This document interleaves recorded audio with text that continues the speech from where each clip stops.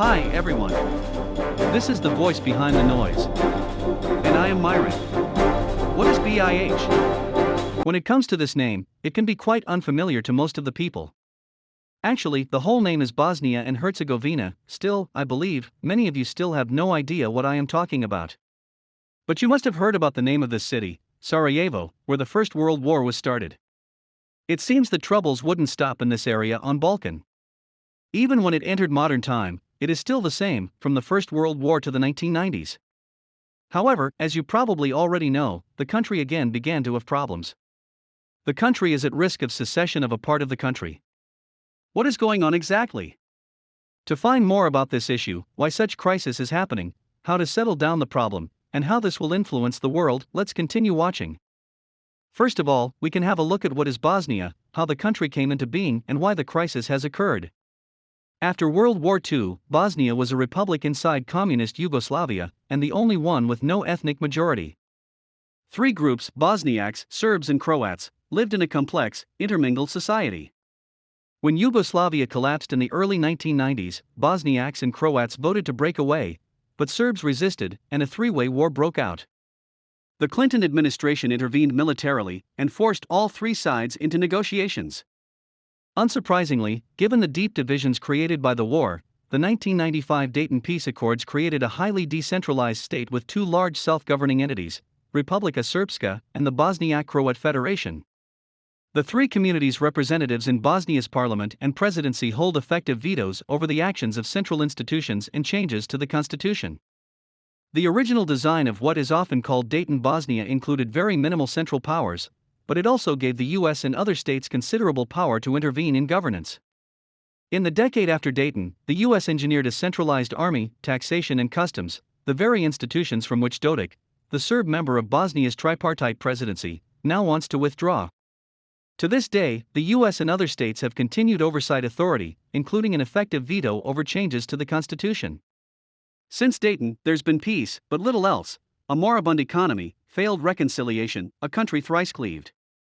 Dayton is often blamed for Bosnia's dysfunction, but that's a half-truth. Dayton Bosnia is dysfunctional, but which part is failing? Not Dayton. It's designed to prevent effective governance, and to ensure that no one of Bosnia's three groups might dominate the others. Dayton's compromises were the logical culmination of Bosnia's war, the tribute reason paid to power. Under such system, which is literally not well made up by the US, which allows so much interference in interior affairs, no wonder there is entity which plans secession. On December 10, due to opposition to Bosnia and Herzegovina joining NATO, the Parliament of Republika Srpska decided on the same day to withdraw from Bosnia and Herzegovina's army, judiciary and taxation system and set up its own parallel institution within 6 months. According to media analysis, if the decision comes to fruition, Bosnia and Herzegovina will face disintegration. The international community has had mixed reactions to this. The United States and Germany threatened to impose sanctions on Republika Srpska and issued a joint statement with other Western countries, saying the move further escalated the situation. In contrast, Serbia and Russia expressed support for the decision. The insistence of joining NATO has become an immediate cause of the crisis. Will the secession become a flashpoint of another war in Europe? It is clear that further US interference would only lead to one end: the end of today's Ukraine crisis. So what should be done in order to stop the crisis escalating? Policymakers interpret the current crisis as a test of Western resolve: increase the pressure again, add new sanctions, or deploy more troops. But to what end? America keeps trying to fix Dayton but treats Bosnia as a given, and then wonders why the treatment doesn't take. There's no exit strategy, just stabilize the patient again. Secession isn't just a symptom. It could be a cure. There are plausible outcomes: a smaller Bosnia that could efficiently govern itself, mergers of Croat and Serb areas with Croatia and Serbia, transit arrangements for enclaves.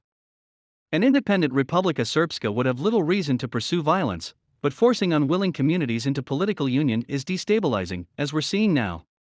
It's unwise. A state? Only if the living want it. Bosnia isn't a moral imperative. It's a country. Many Bosnians don't believe in Bosnia. And the current policy is to insist they change their minds, which is just illusion. If the reason is to avoid secession, ask why. If the answer is to avoid war, ask where their policy is headed, and how many troops are needed, which no one wants. And when the present crisis passes, let's have the courage to ask whether insisting on Bosnia makes sense. Therefore, we consider the best way to settle down the current crisis is peaceful secession. We have already witnessed what has happened in Ukraine, and this alone has had great impact on Europe as well as the world, therefore, no one would want another one in Europe or any place on the planet. Okay, that's all for today, see you in the next video.